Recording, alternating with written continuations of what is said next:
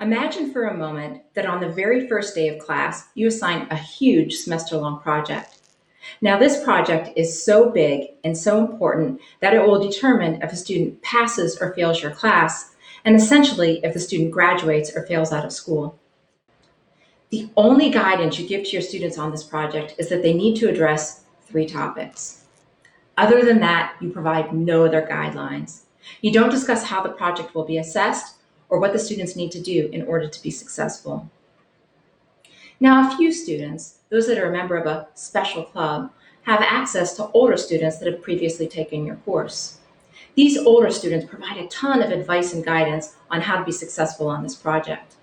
However, those students that are not part of the special club don't have access to this type of coaching. When it comes time to grade the project, you bring in a few colleagues to help. Since there are no clear guidelines for this project, your colleagues, like your students, all perceive this project a bit differently. They're forced to use highly subjective measures in order to grade the project. When your colleagues ask, "Why do you run the project this way?" you say, "We've always run the project this way. We've been doing it this way for years." I'm curious, would you as a faculty member ever do this to your students? Hopefully not. Then why do we do this to our colleagues through this age-old process known as promotion and tenure? A process that literally determines a faculty member's fate at the university. We all know that getting promoted and getting tenure is critical to our professional success. Yet generally, the promotion and tenure process does not reward innovation in research, teaching, or service. It also doesn't allow a faculty member to lean into their gifts, talents, and passions. Instead, promotion and tenure policies tend to have a cookie-cutter idea of what a faculty member is. The promotion and tenure process is also vague and highly subjective. This can lead to inequity in evaluations and make it really difficult for faculty members to figure out what they need to do in order to be successful. We all know that higher education is going through some dramatic changes right now. The future of higher education demands that we encourage innovative research, teaching, and service. We need to get rid of these outdated policies that are holding us back. And we need a promotion and tenure process that's both formative as well as summative to provide better guidance to our new faculty members. Consider the fact that the process used for promotion and tenure has remained essentially unchanged since the early 1900s. And it doesn't really matter if you're at a research-intensive university, a teaching-intensive university, or somewhere in between. In a review of promotion and tenure policies from over 25 different colleges and universities, little difference was noted among the policies for the different types of institutions. Now, I'm sure they vary a lot in practice, but on paper, they're essentially the same. Why do we do this to our colleagues? Why do we use an outdated, vague, one-size-fits-all policy to essentially determine the fate of our colleagues' professional career? Now, let's imagine a totally new approach to the promotion and tenure process. Imagine a process that actually encourages faculty to engage in activities that make use of their strengths, align with their interests, and are highly valued by their institution. Imagine a process that rewards innovation in a faculty member's research, teaching, and service. Imagine a process that is clear and provides for a more fair and consistent evaluation of faculty.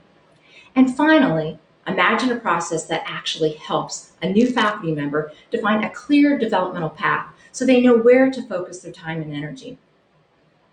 This is exactly what we're trying to do in the School of Engineering at the University of Dayton. As I mentioned, most promotion and tenure policies do not reward innovation in research, teaching, and service, and they tend to have a cookie-cutter idea of what a faculty member should be doing. UD's new promotion and tenure policy allows faculty members to lean into their strengths and passions by providing flexibility in what's required for promotion and tenure. Although faculty members are still evaluated in research, teaching, and service, how faculty members engage in these activities is more broadly defined. My very first year of teaching, I got deeply involved in our brand new international community engaged learning program, Ethos.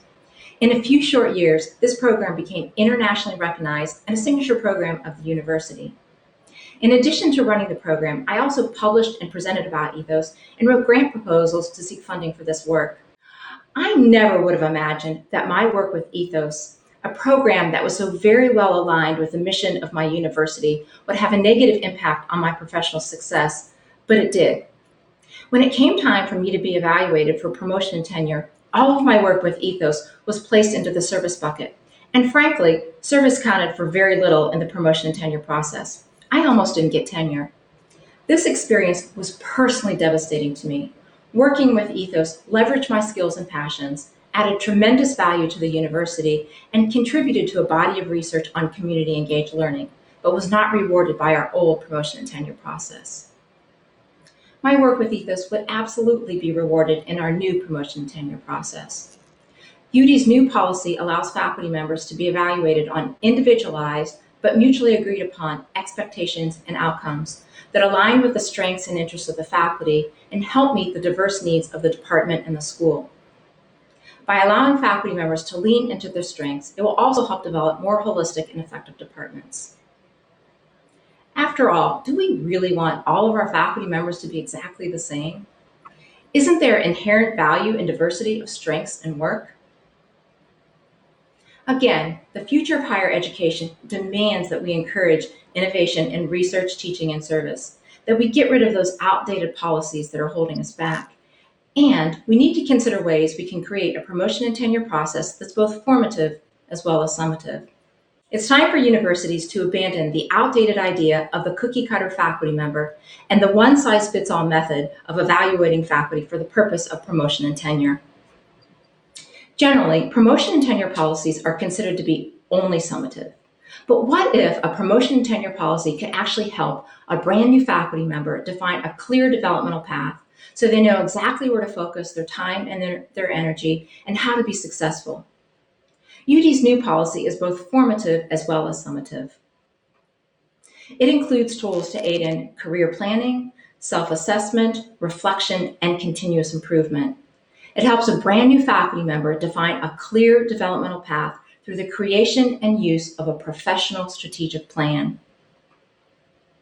Let's go back to my experience with tenure.